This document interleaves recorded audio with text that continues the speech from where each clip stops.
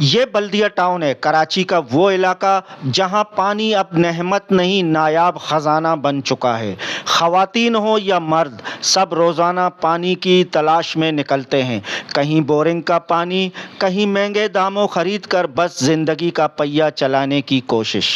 ایسا کہ یہ روڈ کے پارلی طرف ہمارا گھر ہے اور ڈیلی ہم آتے ہیں کینے لے کے، اور دل سے مریض میں شوگر ہے، کسی آئی ہے، پھر بچہ کبھی چھٹی کرتا ہے، پھر جہاں چھوٹے بچوں کو لے کے آتے ہیں وہ ریڈی پہ کھینچ کے لے کے جاتے ہیں، بہت مشکل ہے۔ 3 سال ہو گئے یہاں سے پانی لیتے ہیں، پتہ نہیں کیا وجہ ہے، ہمارے کو پانی نہیں دے رہے، پیچھے پیچھے توڑ رہے ہمارے کو نہیں دے رہے، بہت مشکل ہے بیٹا، پانی تو دے دے ہمارے کو، پانی بغیر تو نہیں نا انسان، پانی بغیر تو نہیں رہ سکتا، پانی تو دے ہمارے کو۔ عرصہ 3 سال سے یہاں جو ہے وہ پانی کی شدید قلت ہے۔ ایک ٹینکر اس وقت سنگل ہمیں جو مل رہا ہے وہ 4 سے 5,000 روپے میں سنگل ٹینکر ہمیں دیا جا رہا ہے میٹھے پانی کا۔ سوشل ورک کے طور پہ انہوں نے بور کرایا تھا علاقے کے مکینوں کے لیے، پریشانی کو دیکھتے ہوئے یہاں یہ ہماری خواتین اماں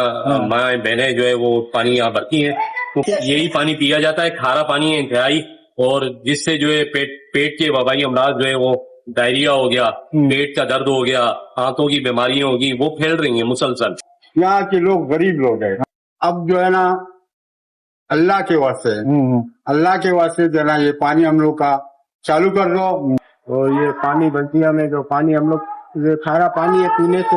مجبور ہے، مگر کیا کریں پینا پڑتا ہے۔ مجھے اپیل کرتا ہوں کہ بلدیہ میں پانی دینا چاہیے، پانی 3 سال سے نہیں آ رہا۔ ہمارے MLA مصطفیٰ کمال OP MP ہے ایسے موسیٰ سے گزارش ہے کہ ہمیں پانی دیا جائے۔ بسم اللہ چوک بلدیہ ٹاؤن میں ہمیں پانی کی بہت قلت ہے، یہاں پہ پانی نہیں آتا، یہ ٹینکر مافیا کی وجہ سے ہمیں پانی نہیں مل رہا، لہٰذا ان سے گزارش ہے کہ ٹینکر مافیا بند کیا جائے، ہمارے بلدیہ ٹاؤن میں پانی دیا جائے۔ علاقہ مکینوں کا کہنا ہے کہ منتخب نمائندوں نے انتخابی مہم میں دعوے تو بہت کیے، لیکن جب ووٹ لے کر ایوانوں تک پہنچے تو بلدیہ کے مسائل ان کی ترجیحات سے خارج ہو گئے۔ کیمرہ مین شعیب بلوچ کے ساتھ حیات بلوچ، وش نیوز، کراچی۔